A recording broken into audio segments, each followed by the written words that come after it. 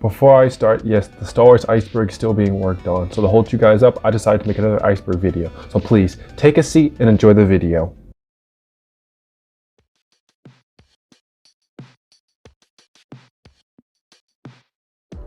Hey guys, today I'm covering an iceberg. I hope you guys really enjoy this one because I'm really interested in this topic. If you don't know what an iceberg meme is, basically an iceberg represents how known a fact or rumor is in a fan base. And the lower you go, the more obscure the iceberg gets. So without further ado, let's swing into this iceberg. Also, special thanks to my beautiful girlfriend Randy Uwu for making the thumbnail, my good friend Mr. Apple for helping with the script. So let's jump in.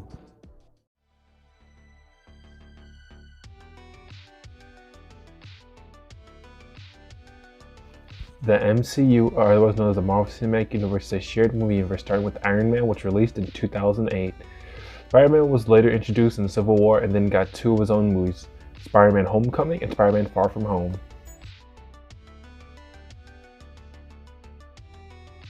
Sam Raimi is a famous film director who's most known for the Evil Dead series and directed the Spider-Man trilogy. The Spider-Man trilogy features the following movies: Spider-Man 1, Spider-Man 2, and Spider-Man 3.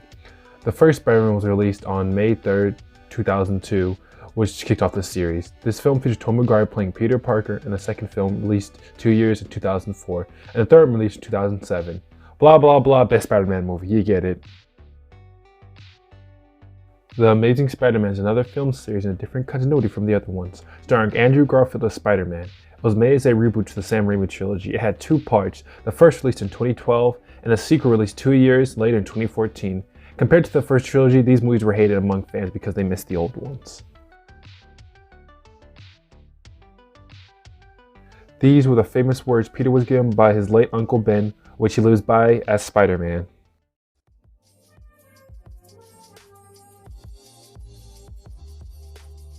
Peter's parents were spies for S.H.I.E.L.D. and were later killed in a plane crash.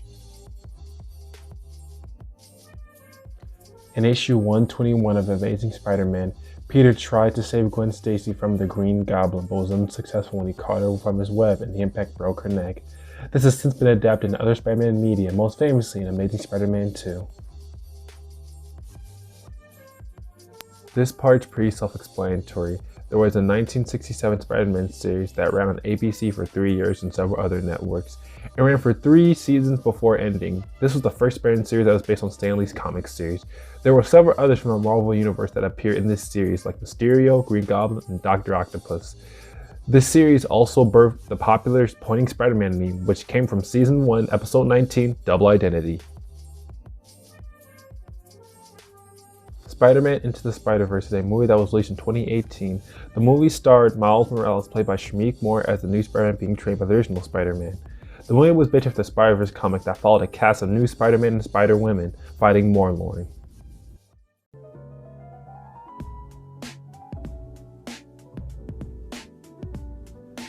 The Clone Saga is a story of Spider-Man issues where a clone, Ben Reilly, claims to be the original Spider-Man and Peter Parker is the clone.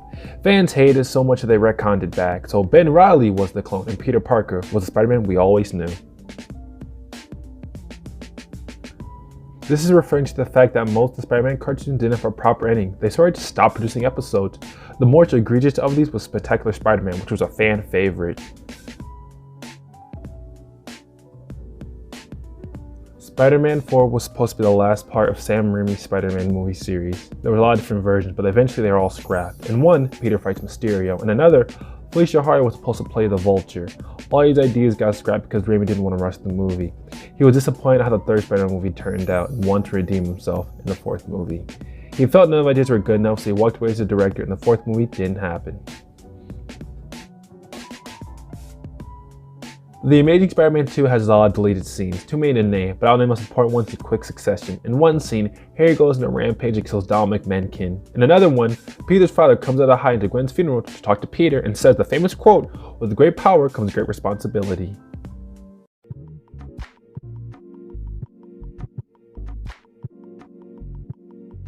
In issue 131 of Amazing Spider-Man, Doc Ock tries to marry Aunt May because she apparently inherited a nuclear power plant, which Doc Ock wanted to himself to take over the world. Spider-Man 1977 is an American-made television film that had a theatrical release outside the US, which serves as a plot to the 1978 television series The Amazing Spider-Man.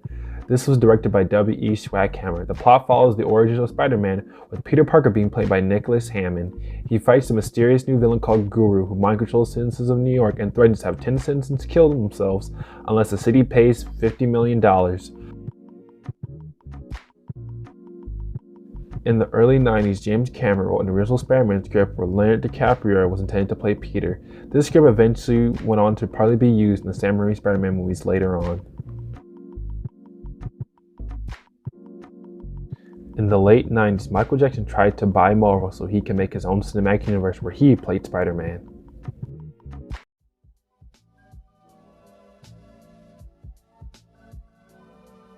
'70s Japanese Spider-Man.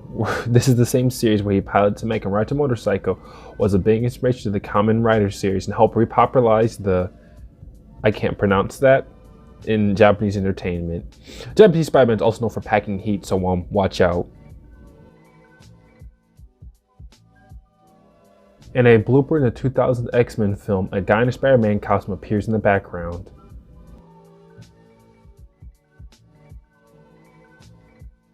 In Spider-Man Noir's Dimension, instead of Uncle Ben getting shot on the street, Norman Osborn tells Vulture, who in this continuity is a man-eating bird person, to eat Uncle Ben in cold blood while Peter watches from a distance. I know, very horrifying. In Spider-Man Sins Past, Peter finds an old letter from the late Gwen Stacy explaining that she slept with Norman Osborn and gave birth to twins. He later killed her because he wanted to cover this up. So now the twins, who have aged up really fast, try to kill Peter and get revenge for the death of their mother.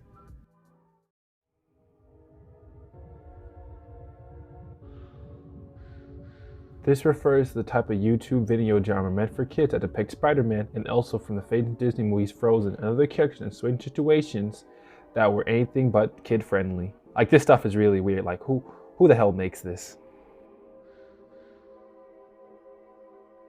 The Spider-Man 2002 video game is loosely based after the film of the same name.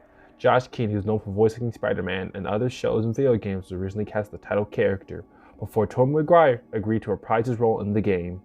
Keaton's original audio Spider-Man has remained lost to the public, but some Spider-Man lines were reused as Keaton was cast as Harry Osborn in an unlockable version of the game, where you can play as the Green Goblin.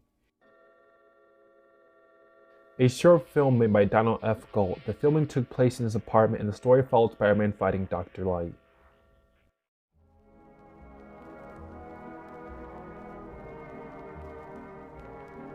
In Spider-Man Reign, which is Marvel's attempt of The Dark Knight Returns but for Spider-Man, Peter Parker explains the reason why Mary Jane got cancer and passed away was because, I kid you not, radioactive semen.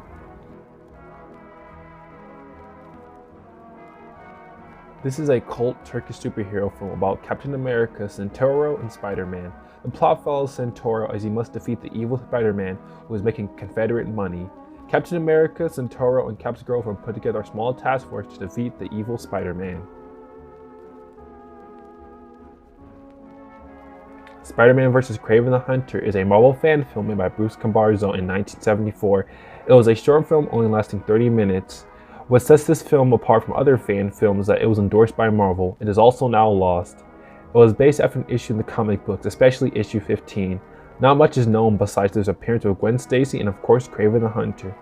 This film was endorsed by Stan Lee when Cambarzo wrote a letter asking permission to produce the film. Sadly, the film never got finished. Cambarzo passed away either 2015 or 2016. I'm getting mixed answers either way when he passed. Cambarzo didn't want to put the film anywhere online, and the last time it was shown was in 2005 at a fan film festival.